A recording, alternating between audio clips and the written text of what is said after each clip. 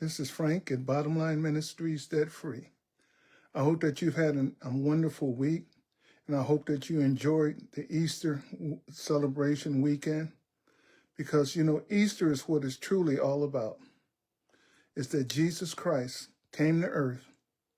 He died on the cross, shed his precious blood to wipe your sin and my sin, to pay it in full. He said, "Tetelestai, it is finished." That's what tetelestai means. It is finished. It's a Greek term that means all debts are paid. So the sin debt that we could have never paid because of the fact that we were born into sin. I don't care how good you are or how nice you are or how kind you are. It's all about the bloodline of Adam, who was the first man ever created by God. When Adam sinned, that bloodline came with him. Just like your DNA from your parents. You have your DNA based on your parents. Nothing that you did, nothing that you asked for, nothing that you could accomplish. It came through your parents because they were your parents. You have their DNA. And also because I am a human being, and Adam was the first human created by God. And when he sinned, you notice I didn't say Eve. Adam, when Adam sinned, sin entered his bloodline, and it was passed on to you and I and every generation after that. And the only one that would qualify to pay that sin debt was Jesus. And that's what we just got through celebrating this past Easter holiday. And I hope that you had a wonderful holiday. But I want you to know something today. Jesus didn't only pay your sin debt off, paid in full. He also made a divine exchange on the cross. Now, I'm going to tell you what happened on the cross of Jesus Christ, where he shed his precious blood and he died for us. But on the third day, that's what we celebrate, Sunday morning. We know it as Easter. He rose again. He rose from the grave, conquering sin and death. He took the keys from Satan. He no longer has access to you unless you and I give him access. And he went back to be with the Father 50 days later. He went back to be with the Father in heaven, and he is going to come back. And he is going to split that eastern sky, and the trumpet horn will blast, and the dead in Christ will rise first.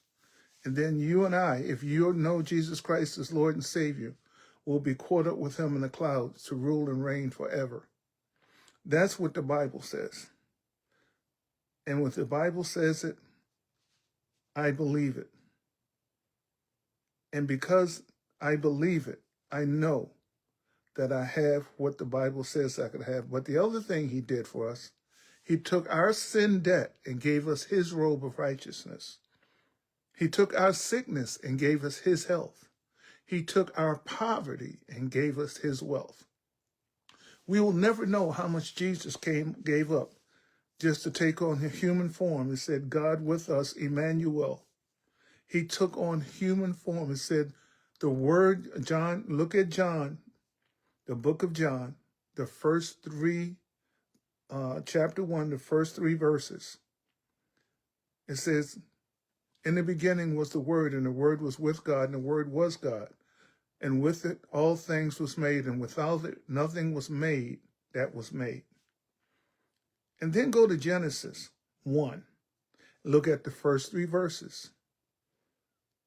It says, in the beginning, gross darkness covered the earth, and the Spirit of the Lord hovered over the earth. And most of you know this. And God said, let there be light. And you know the result was there was light. But God spoke a word. He spoke words. Let there be light. And there was light. And then if you read on in John, in the book of John, the first chapter, I think it's verse 14. It says, the word became flesh and dwelt among us, that who should ever believe in him shall not perish, but have everlasting life. We know that word that became flesh is Jesus Christ, the only begotten Son of the living God. I want you to think about that. So that divine exchange that took place at the cross, just like we know that Jesus, he came, he died, he rose, and he's going to come back again. We have to be able to receive all that he's given us. So, you know, today, 2026, April 2026, there's a lot of people that are afraid out there today. They don't know how they're going to make it. They see prices going up and up and up.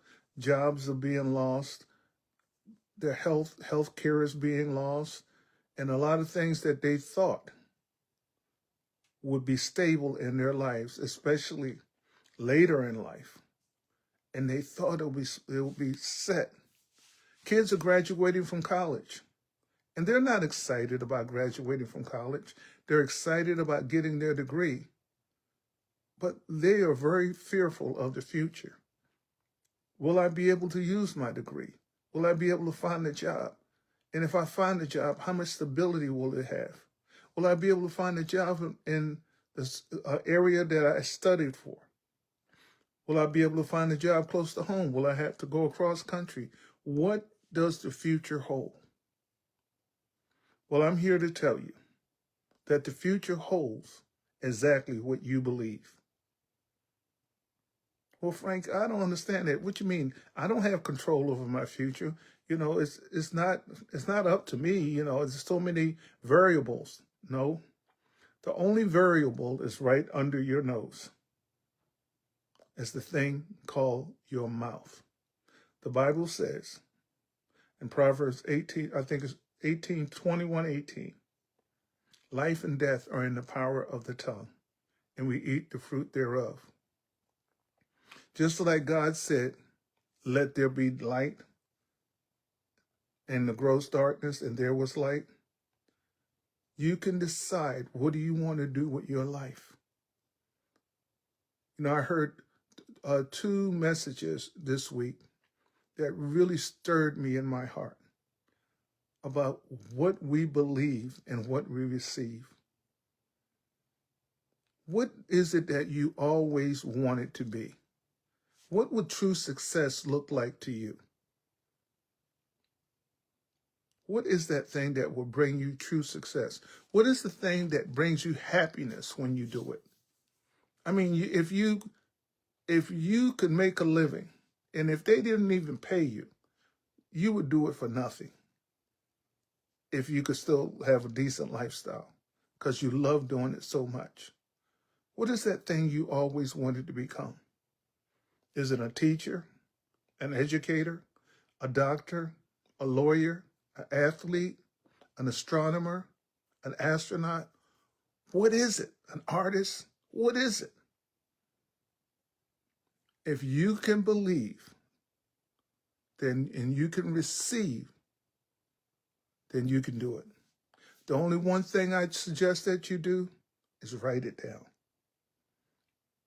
And if you look in the Bible in the book of Habakkuk, Habakkuk 2, chapter 2, verse 2, it says, write the vision, make it plain, so those that read it may run with it.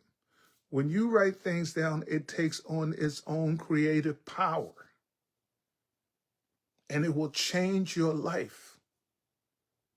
So don't let anybody tell you that that is your destiny. Don't let nobody tell you that you'll never have anything. Don't let nobody place fear in your heart.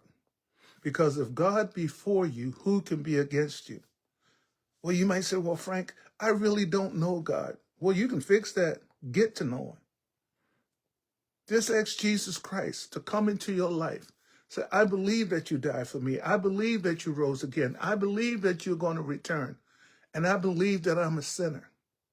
I'm asking you to forgive me. I'm repenting of my sins. And I'm asking you to come into my life to rule and reign forever.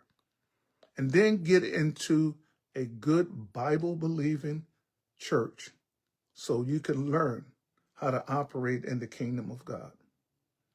Because I just want to tell you, if you believe in God, and if you will say what God says about you, you can have anything you want, and no man on earth or devil in hell can stop you. And that is a fact, my friend. And so that's all I have for you tonight. This is Frank at Bottomline Ministries Debt Free, reminding you that debt is not your destiny. And do not fear. Do not fear, because he who is in you, Jesus Christ, is greater than he who is in the world. So that's it. And as always, I want to remind you to go to my website, bottomlineministries.org, and check out the information I have for you. It will help you to become debt-free and stay debt-free because you are blessed to be a blessing. Have a great week, and I look forward to seeing you next week. Good night.